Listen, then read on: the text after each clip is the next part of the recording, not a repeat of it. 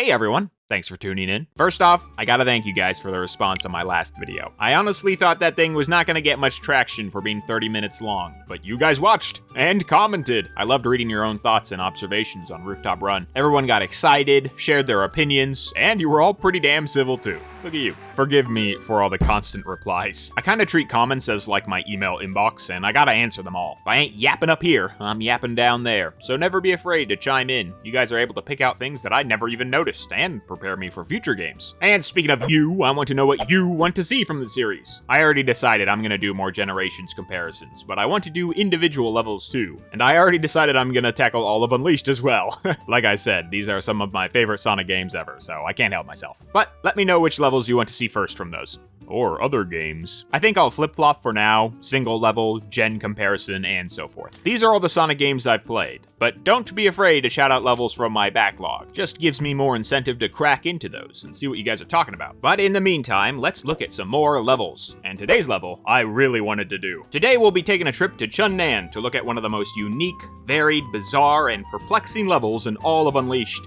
Dragon Road. Shout out to VTR Comics for the suggestion. Alright, so, why do I think this stage is weird? First off, I say weird with love, because I can't believe how much they decided to cram into this thing. Some of its boundaries are deceptively massive, it keeps its multiple routes in full view all the time, its runways are very long and very vertical. It's got the rare modern Sonic 3D platforming, circular 2D sections, a rail grind that curves into a water run. It's trying to do a lot of different playstyles, all in 3.5 minutes. And I can understand if you hate it, because it is certainly not consistent. I don't think I started off loving this thing. Hell, some sections I still beef with, but it is such a complicated beast, I thought it'd be perfect for its own episode. Dragon Road takes place in the mountain town of Chunnan. I think I'm saying that right. If you haven't picked it up by now, we're copying China's homework this time around. The wiki says it's aping the real-life province of Hunan. I think I'm saying that right too. Through Google Images, I can see the similarities in architecture and geography, but I think we can extend this to the broader space of China, as the stage borrows a lot of Chinese iconography, like the large wooden dragons and these patterned platforms. I'm gonna follow a similar path like the last video, where we just track Sonic through the level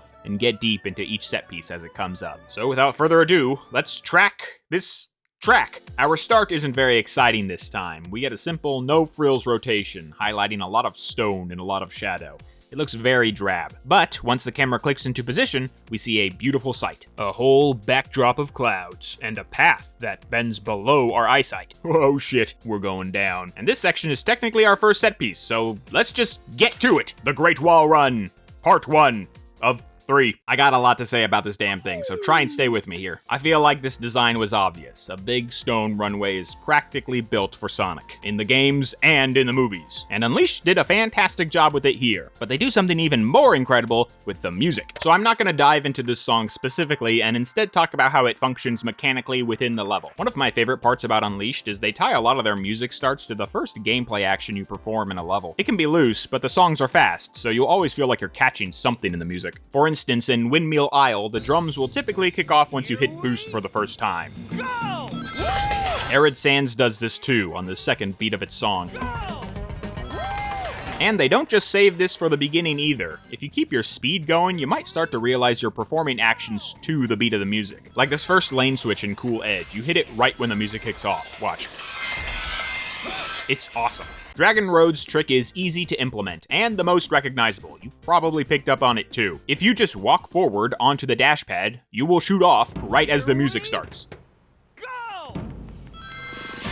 Just hold forward and you got it. It's actually faster to boost when you hit that first ring, but I can't help myself anymore. I have to wait for the beat. It feels too perfect. And now we're off, accelerating down the slope, and that wall just keeps careening down. So a couple of things are making you feel fast here. Motion blur blending the floor pattern and scenery. That's nothing new, we talked about that. But the boundaries around you are topped with these Merlons. Those are the little hidey portions on castle walls. They're pronounced Merlins, I'm just being stupid. Seeing these blocks fly past you in quick succession enhances your sense of speed. Kinda like if you ever walked along a fence holding out a stick, You can measure your velocity by the sound of the clicks. These merlons aren't clicking, but they're probably catching your eye. That's because they have differing heights. The blocks might be speeding past, but they're clear. The space in between helps our eyes notice them, and the varied heights help them from becoming a blur in the background. But that path ahead keeps escaping you, descending lower and lower. You're never catching up with it, and it looks like it plunges deeper into those clouds. The rest of the wall only comes into view once we pass these bombs, and then we see how far this thing really stretches as the camera pitches up to give us a view of the whole course. Now, technically the camera is doing this so you can hit the incoming jump panel and grab this life, but it blocks the grand landscape that was revealed just a second ago. If you skip the jump, the camera pitch still activates, almost taunting you with the incoming course for a couple of seconds before putting it back in place. I don't think it was intentional, but it does give me that roller coaster feeling, and I love that. And speaking of the camera, let's touch on that too, because it's doing a lot here.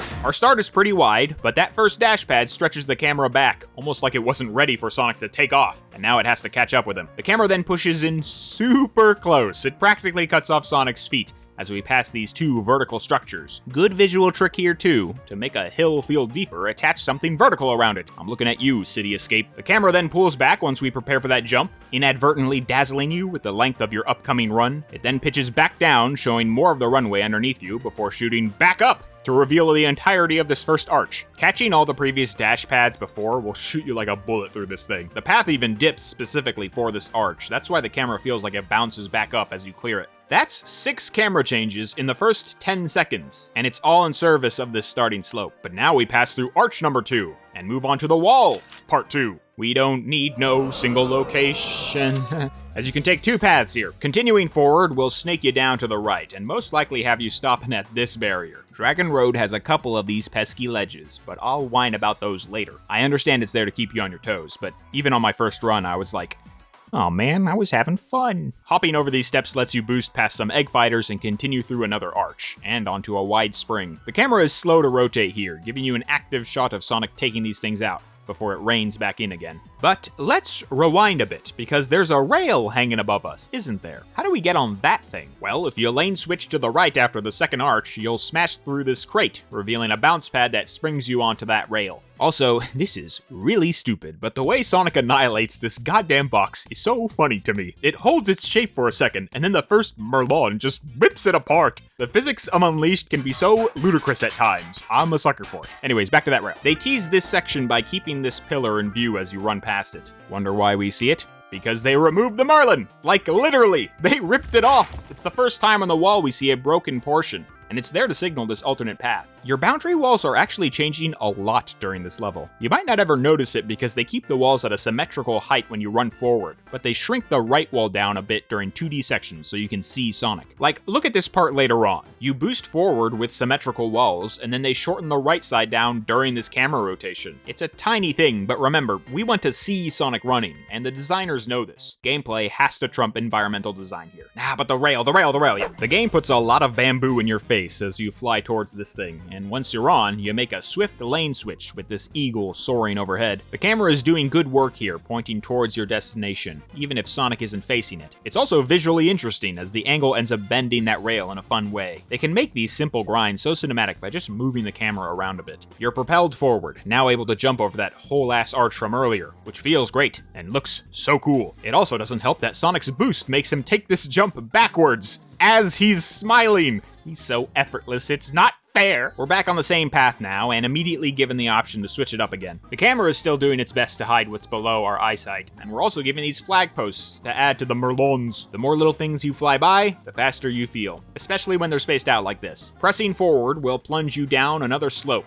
straight into some robots and a trick jump panel. Yet again, they remove the Merlons. Violently this time. The interior of the stone is white, which contrasts it against the previous boundaries. It's hard to pick up on though, because most of this slope is stuck in some harsh shadow, except for this last portion at the end, which signals where all the action is. Think about that. The collapsed stonework changes the color of the boundaries, and the difference in shadow highlights the jump. I know these things might seem tiny and inconsequential, but imagine if the Merlons were there and the entire path was the same color. You're losing a lot of visual direction, and when you're moving this fast, you need that. Alright, let's take our jump and move on to the wall, part 3. So now we get into Dragon Road's vertical elements. This level likes to stack its routes on top of each other, particularly in the 3D sections. The rail grind from earlier is a small taste of this, but this is our first big illustration. If you jump from these rings and boost midair, you can skip the QTE entirely and launch through these dash rings. They keep the eagle hovering low here, which is significant considering we saw one on top of us before. It immediately tells us how high we really are. If you forego the dash rings and use the trick jump panel, you'll be landing in the same spot, and a small dip with some rings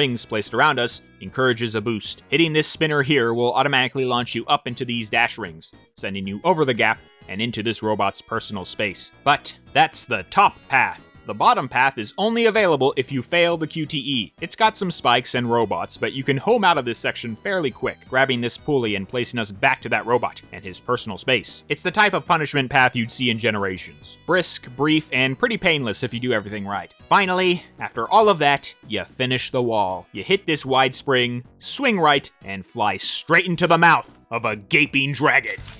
I typically have to pay $6 grand for this on Fur Affinity, but we're getting it for free here. You pop off this set of springs and Sonic soars into a dragon's open mouth. No, it's not a real dragon, it's a wooden one. But it does roar as it opens its mouth, which begs a lot of questions that I don't want to answer. Anyways, this set piece is short, but I love how it's presented. First off, check out our dragon. It's long and sticks to the top of your screen, even as you get closer, so we know it's really tall. The head also has no mountains around it, red on white. It's very clear and you can easily see it. The red leads our eyes down to the left, which signals the next direction we'll be going. It also matches with the color of the bounce pads and other track elements, which reassures us that this is the intended path. No flying out into the ether. Now, the camera turn here is sharp, so it's hard to pick up on all this in just 2 seconds. But I think the color and placement can instruct players immediately and guide their eyes. As long as you pick up on the color, it fills a lot of things in for you. Hitting the spring gives us some quiet airtime as the dragon starts opening its mouth. Sonic climbs vertically, keeping his hands back and reaching the apex of his jump. The camera then tilts down, aligning us with the dragon's tongue,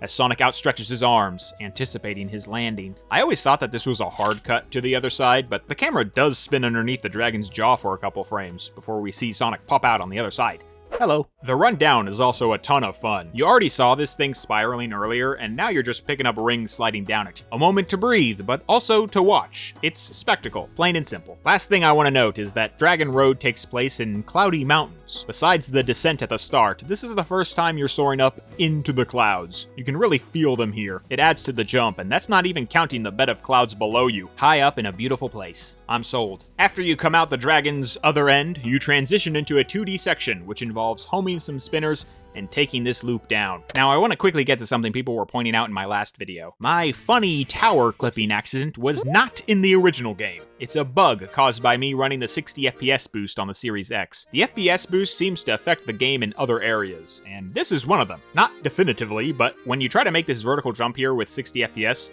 it is very hard. I have done it by accident, but these days, it's a toss-up whether me hammering down on A will shoot me up. I've also had issues where my homing attack wouldn't even activate after a couple replays, which forces me to reset the game. It seems this FPS boost muddles with more than I realized. Just a thing to keep in mind if I yap about something you don't remember. Anyways, we got 2 routes here. Nailing the jump will let you home in on a bounce pad and land you on another dragon, which twirls around in a bunch of nifty ways. The camera eats this shot up. It has 2 hard cuts while you sprint up the dragon's spine, collecting all those rings. A tight loop spits you out right into an accelerator gun. Honestly, the obstacle here is pretty dirty, as shooting forward will have you running into a pit if you're not jumping immediately. You'll probably stick to the wall with the option to try again, but it's very hard to plan for this on a first run. But what happens if you miss that jump from earlier, like I always do? Well, you'll crash into some boxes, bounce up, and a stone loop will circle you around the other path. Your 2D section continues and rotates a bit as you home these spinners and do a climactic boost into a dash ring, snaking you around the dragon mentioned earlier. Intertwining alternate routes in Sonic games is always a surefire bet to keep players coming back. If you constantly see alternate routes, you're enticed to find them on replays. And when you take the shortcut, you can visually see how much time you saved.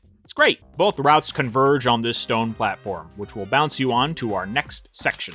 Alright, I might lose some people here. but please understand, I really do love this game. Unleashed's 3D platforming really struggles for me, especially when they present it like this. And just cutting in to clarify, I mean this specific form of 3D platforming. 3D platforming is kind of a broad term in the Sonic franchise. I feel like a lot of different things pop into people's heads when I mention it. So I'm talking about how it's used in this particular game in this specific section. Okay, so one of my biggest hurdles with Sonic in any game is landing him in 3D. For it to work well, you need to cut his momentum when he's falling through the air, and that is the last thing you want to do with Sonic. Sonic is momentum, and momentum is speed. You don't want him falling like a rock, you want him soaring like an eagle. The boost games revel in momentum especially, so when you try and flip the script and stuff in 3D platforming, it can get frustrating. I think it's better served as a punishment path instead of a mandatory section. They fixed this up a bit in Generations, but the growing pains are present in Unleashed. No other level in Unleashed gets this heavy with its 3D platforming, besides maybe Skyscraper Scamper, and I think it's kind of a roadblock in an otherwise exhilarating stage. The only time I love this part is when I'm running through it like a nimble little freak, but sometimes you gotta wait for your opening, and you never want to stand still in a Sonic game. I also think the platforms are not integrated well with the landscape. They're way too bright, and the stacked variants look a bit too copy-paste. You also get way too close to the clouds here. Instead of a hazy backdrop, they start to look like a sea of foam. It's a lot of stuff that feels so out of character for Unleashed. I'm sure there are some clever ways to boost through this section, but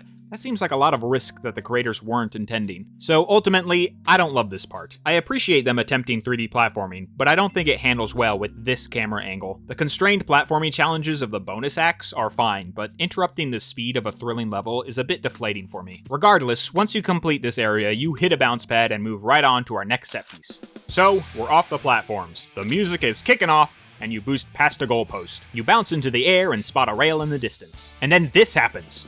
A hard camera cut. No movement, just an entirely different angle. Dragon Road is chock full of these. They spend a lot of time tracking Sonic through the air or around loops. And even better, look how tiny Sonic is! This jump is big. The camera sells it by being far away and low down. Also, check it out. The camera is tilted, and it stays tilted as it tracks Sonic past our position, again keeping things visually interesting and revealing our path forward behind this tree. The tilt is good at emphasizing momentum here. This curve presses Sonic to the bottom of the screen, and the tilt makes it feel like our heels are digging into that rail. Also, I always smile like an idiot when I see that your speed boosting through this goalpost is always 999 miles per hour. It's actually speed, but you know what I mean. That's such a goddamn wink to the player. They know what they're doing there. Anyways, the camera reels back into position as we grind through this hole, and then presses forward really tight, which helps amplify this dip at the start. Hang back from the rail, then push down on Sonic. We are now Sonic. We now sense that dip. Our clouds are replaced by water as we enter this river valley, and boy does the camera not let up. Look how big Sonic looks here. We're practically in his shoes at this point. The trio of rails is easy to navigate and requires only 2 lane switches. The end is marked with these 2 stone columns, which segment the rail as it curves past this big waterfall. This curve always felt so effective to me, and I could never tell why. Was it the majestic waterfall? The dynamic side shot? No, the true culprit is this quick camera movement right here. Did you catch it? Let's slow it down. As we get past the 2 stone columns, the camera moves right, then descends under the rail and tracks Sonic from the other side. It orbits the trail we just left, while also painting Sonic around that gorgeous waterfall backdrop. That's awesome! Also, look at those damn sparks. They're massive! This game is just going for it. Completing the rail will send Sonic flying forward, with nothing ahead of him besides an itty-bitty island and a whole lot of water. Okay, first off, the balls on these guys for making the goalpost so small. It's like you're loading Sonic into the barrel of a gun. I think they did this to tell you, yeah, you're going forward. Into the water. No, not right or left. Forward. They have to hold your hand here because, for the first time in the series, Sonic is running on water. Not with a bubble, not while super, not all pixelated, legitimate 3D Sonic water running. This was a jaw drop when I was first going through Unleashed. I've run on water by accident in Seaside Hill, but that was only to save myself. This was my first set piece that exclusively dealt with water running, and god does it feel cool. The constant sound of rushing water, the freedom of movement, Sonic can even drift on the water. This dude is so fast, the surface tension doesn't even have time to break. They were smart to hold your hand on this section. You don't need to do much besides go straight, as there's always dash pads waiting to course correct you, even if you miss a turn. It's also pretty constrained in this valley. No opportunity to veer off course and sink a fishing boat. Just Sonic going fast and forward. over water. The camera remains distant, displaying all that spray Sonic is kicking up. They pull back even further before entering this section, just to show off. Running through this cave, passing these boats, it's truly one of my favorite moments in this entire game. At the end of the river run, you see some gates signaling a jump in between these large waterfalls. I think they get a little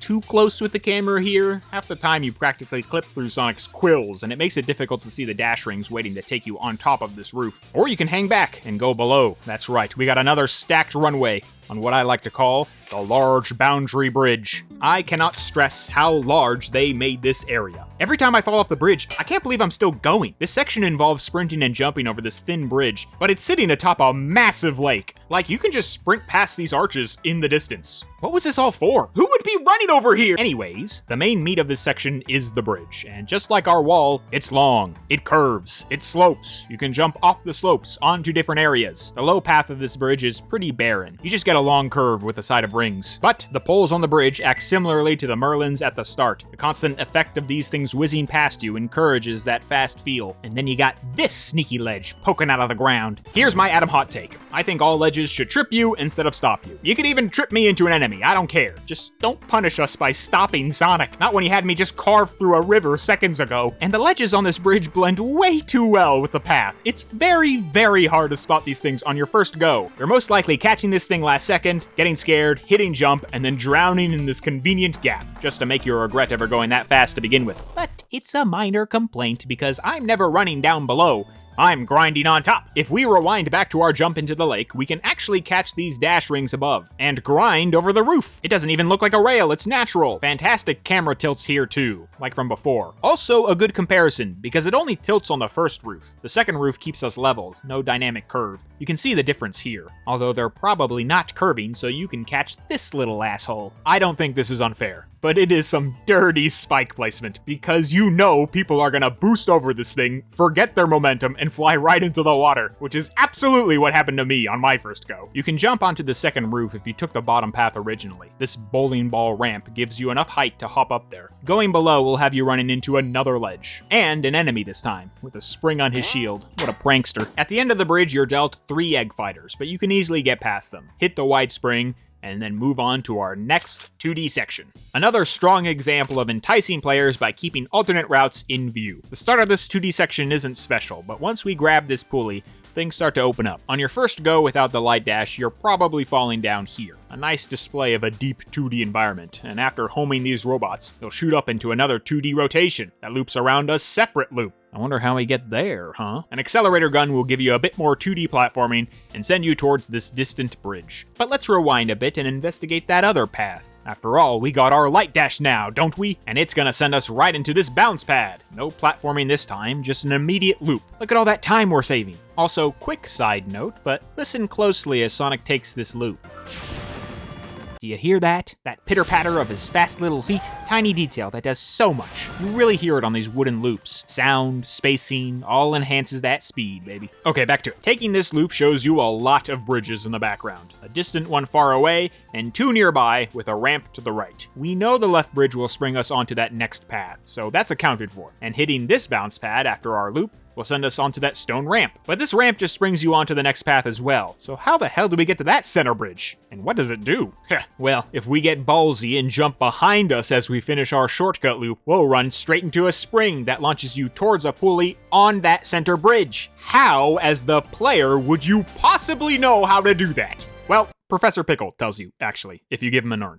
What a pal! The center bridge cuts through a ton of stuff. If you follow along normally, then the next path is the distant bridge, which acts as some vertical platforming. But the center bridge has you grabbing onto a firework and flying over that route. Plus it explodes as Sonic flies up the tail of another dragon. I do wish they zoomed out more so you can actually see this thing explode, but the moment is colorful regardless. After we spiral up the dragon's digestive system, we get barfed out sideways. The camera redirects forward, pulls back, and places you right in front of more patterned platforms. Alright, let's see if I can't win back some Unleashed platformer stands. I think this second section is a wonderful example of how Unleashed should tackle its open 3D platforming. First, you can home your way through a good portion of it. Jumping is still available, but it's more used as a punishment here, as you can keep Sonic in the air homing from enemy to enemy. It's instinctive to the player, and it gets you through half of this area without much fuss. If you really push yourself, you can home this robot up here, and skip the center climb. Although, careful with that one. And once we get halfway through, Unleashed gives us a hand and points the camera straight down. Now it's much easier to land Sonic on these jumps. You can still get stuck waiting for your opening, which is dull, but the climb isn't terrible, and it really only takes one last jump to get out of there. I think this section looks much better too. It's boxed into this valley without much sunlight, so the bright platforms become much more tolerable in the dark. The pillars also extend past the platforms, making them feel more like monuments instead of spinning plates. Feels much more organic. The bottomless pit is way deeper, and the clouds are stuffed far below you. Reducing the space helps us plan our path out too. The verticality here is clear instead of wide and muted. Before you even hit the ground, your brain can see,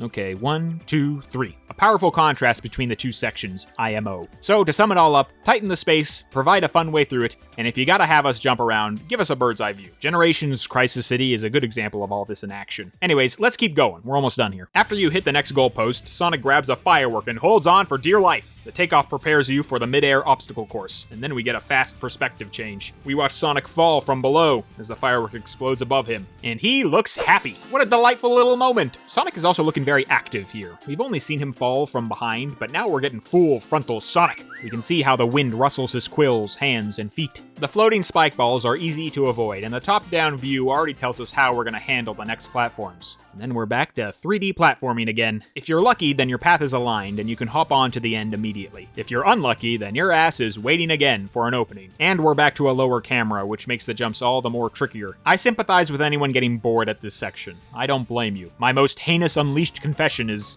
sometimes I just quit the level here. I know it's coming up, and I'm not interested. The only thing keeping me going is the section after this, so let's suck it up and jump these platforms. Launching off the Electro Spinner sends us into some dash rings, a bounce pad, and we can home in on another firework. But this one fires horizontally. Sonic also hops off and lets it explode above him as we take this incline, another tiny bit that makes me grin uncontrollably. It's so on the nose. The level is practically performing for you at this point. I love it. Shortly after, a dash pad careens you left, and we jump far, ideally boosting so we can do this neat twirl and keep Adam smiling. And then the camera swings around Sonic as we land back on another great wall, with a final boss erupting from behind. Okay, he's not really a boss, but he is a set piece, and he's the last one here. This is your first Interceptor chase in Unleashed. It's also the only one that takes place at the end of a level. Unlike the glorious Arrow chase tutorial, the Interceptor's attacks are randomized, so there is no well-placed lesson plan here. You kinda just learn on the fly. And that's not too bad, as the premise is simple. You got 3 lanes, avoid his lasers. If he slams the ground, jump the wave. The one thing that ain't randomized is the bomb positioning, and this chase is pretty tame in terms of explosions. You get 2 pretty quick, but each is far apart, so you can catch on without much trouble. 7 seconds later, you get 2 more. These are a bit closer in timing. And then 7 seconds after that, we get our final bombs, although our last warning is taking up 2 whole lanes. The bombs can do that? Egad! Let's hope that doesn't happen in the future. I want to touch on the environment here too. It's a fun mirror from the start. You descend into another valley, but this time the camera is in front of you. All the tricks from before are at play again. Flags, vertical buildings, melons. And look how damn high that wall climbs in the background. It bends up at an almost comical degree. Either way, this section is cinematic, and I love it. Introducing the Interceptor on the 3-lane wall that we've been cruising over this entire time is genius. Since we already know how to handle the run, we just need to learn the robot. But before you know it, you race through an arch, which is big for Sonic, but small for Mr. Interceptor. He crashes into the wall, and we get a sudden spin around to face an empty, open freeway. What better way to end this level than with one last long sloping runway? It sinks just a smidge and then bottoms out, almost like we're landing Sonic from the sky or something. Dragon Road is the only level that ends gently. All the others have you focusing on something right before you finish, but Dragon Road gives you 5 full seconds of zooming. It's a unique ending that feels in line with the rest of the level. Appreciate the beauty of Chun-Nan. I don't know. You earned it. A round of applause as you run into the goal ring and complete Dragon Road. Alright, let's wrap things up. Dragon Road, an exciting, beautiful mess of a level. How does it make you feel? For me, this level is very fun and occasionally frustrating. It's got those long runways that the Boost games excel at, placed on a grand piece of environmental design. This wall, I think it's my favorite start of any Unleashed level. The descent, the camera, the speed, It's practically a thrill ride. The environment is also surprisingly diverse and geographically bizarre. You grind over clouds and then into river valleys. You have ancient Chinese architecture paired with giant red dragons floating in midair. It's a bit jarring. I mean, think about it. Every village in Unleashed sort of reflects its level, but there are no bright green patterns or massive mythical beasts in the Chunnan hub, besides Sonic. It's probably the most zone-like out of any of our stages, and it really stands out in that way. But it's not like any of the elements take you out of it. They're still complementing the vibe of the level, and the strange additions are honestly welcome with how they interact with the gameplay. It's really fun to run down the back of a giant dragon. I like how abruptly you go from cloud hopping to water running. The design isn't obstructive, it's wild and it works. Speaking further, Dragon Road's 2D sections are also surprisingly smooth. Any piece of platforming here seeks to push you forward and chain your movements together. The 3D platforming, however, is a bit of a dud for me.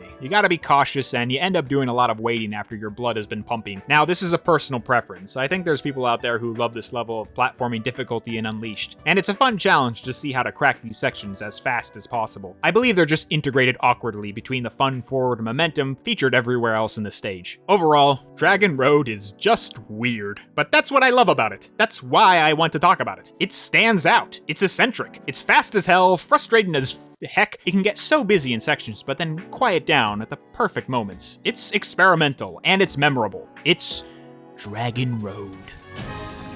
And a level that tries a lot lends itself to discussion. So hey, I'd love to hear your thoughts too. I typically chill by the comment section for the first week, so feel free to pop in and drop a thought. And that's my individual level analysis. I hope it wasn't too stale. I know comparisons can be more interesting, but we got the next video for that. So let me know who's up next for Generations. I still gotta play Colors, so Planet Wisp is in the waiting room for now, but we still got 7 other impeccable levels begging for my scribbles. Thanks again to everyone who commented and shared the last episode. I haven't had a video get this many views in years, especially one that I was so passionate about. So, sincerely.